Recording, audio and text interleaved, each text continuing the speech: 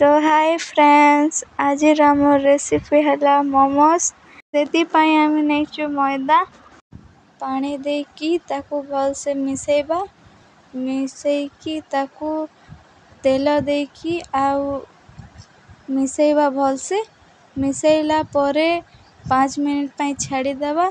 से आम नहीं पत्र कोबी, प्याज, लहसुन आउ अदा और कंचा लंका।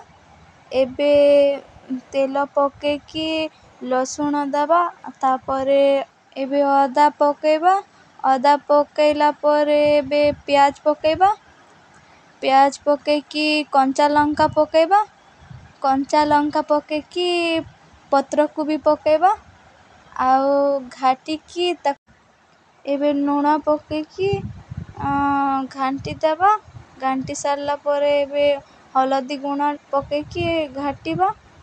घाटी सारला परे मोमोज पाई बेलिबा। रुटी बेलिकी ताको ता भितरे आमे एबे मसला पूरा पकेबा। पकई सारला परे ताकू आमे मोमोज सेप दबा। पे कड़ाई रे पानी पकेकी छनली रखिकी मोमोज सबू रखी दबा।